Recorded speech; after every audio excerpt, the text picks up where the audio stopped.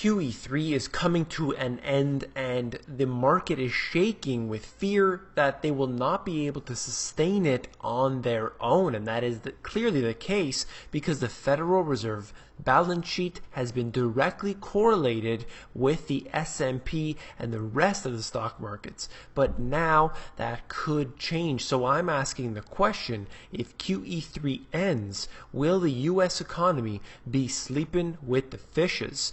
And right here, you came here for the truth, so let me unveil that for you.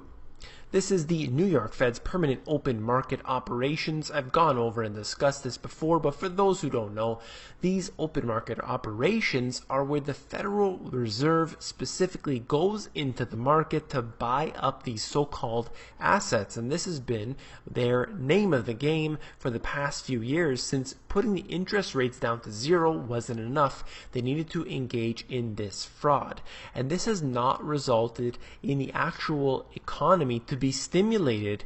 This has resulted in inflation in the most important thing, food prices. So now they are winding down on those open market operations, suggesting that they will stop this. Now I could see a future here where they do stop for a period of time QE3. They did stop QE1, they did stop QE2 on the surface level. Of course, they continued on behind the scenes. But they could stop QE3 only to then bring in QE4 at a later date. During that period of time, I will show you what happened. Now, this right here is the S&P 500, that red line, if you can't see it there. And then you compare that with the Federal Reserve's balance sheet and the Treasury debt issuance and S&P 500. This all goes to show you what happened during the past few years. During QE1, QE2, and then QE3, the market was pushed up. But I would like to suggest that this is not actually increasing in its value, it's just increasing nominally. And that's how this works. You basically decrease the value of each dollar every time you print another dollar into circulation. And that's what's happened over the past few years. As I said, food prices rising, you have energy prices rising as well. What I would suggest is that if they do stop QE3, it will cause a stagnation in the market for that period of time. And then as soon as things begin to dip downward, they'll just enter in with a QE4. I believe that the Eurozone will have its own stimulus for the time being.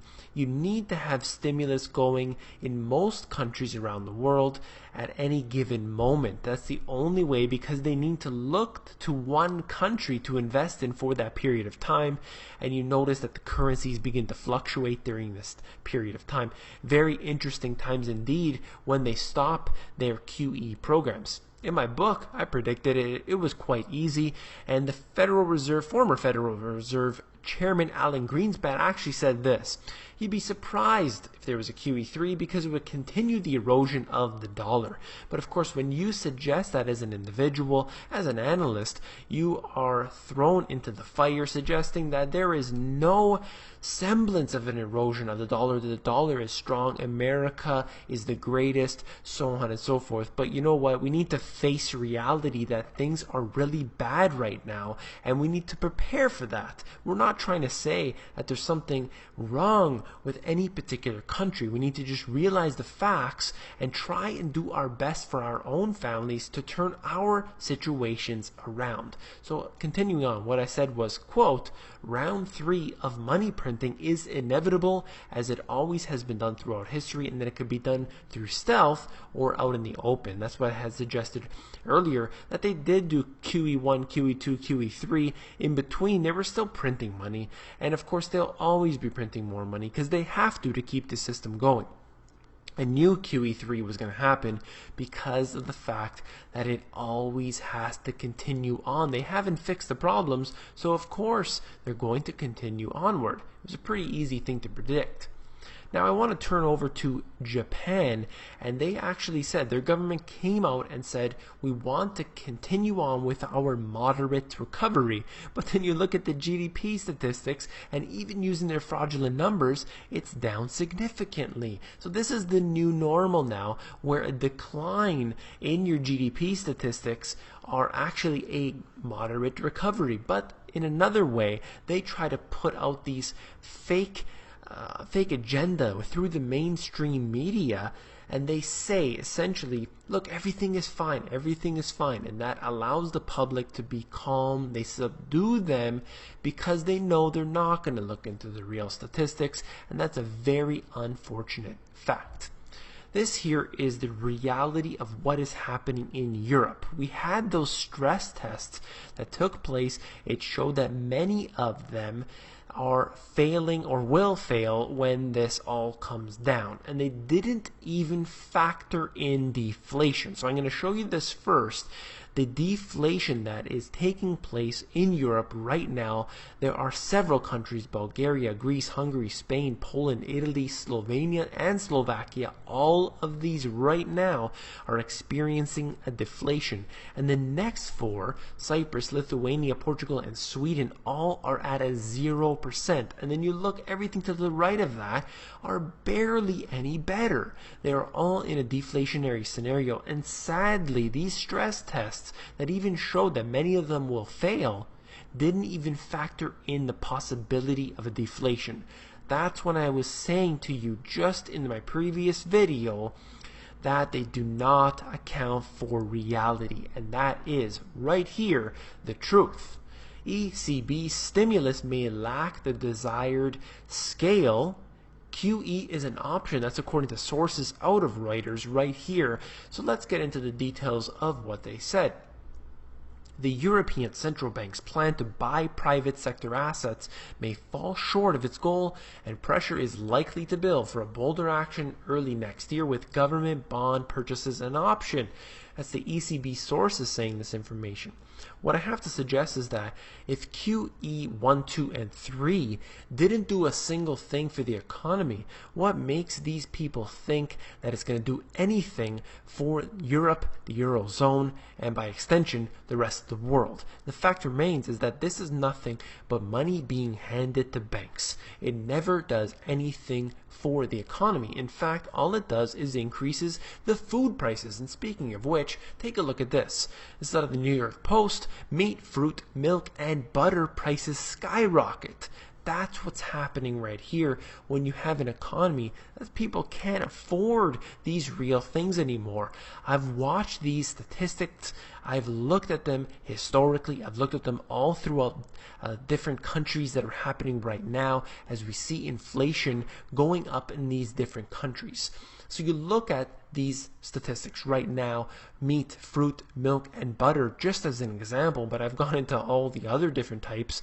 You have the cattle prices rising, meat, of course, attached to that. You have energy prices rising, and this is a huge deal when it becomes a very big percentage of one's disposable income. So after all the bills are paid, you need to find out what is left there. And if there isn't much, or the individuals are in the negative, they're not going to be able to buy things, which then stimulates the real economy. They can't go down the street and buy some food, go out for dinner. They can't go to the movies. They can't buy that new iPhone, and so on and so forth, because they don't have that money, because the simple most necessary things in their life are costing too much. So what we're going to have is the lower class of individuals who have the least amount for that disposable income.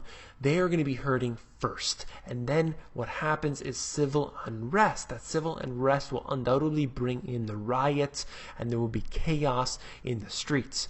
This goes into this here with debt. People are experiencing high rates of debt right now, the student debt, but also this. On average, each household with a credit card carries more than $15,000 in credit card debt.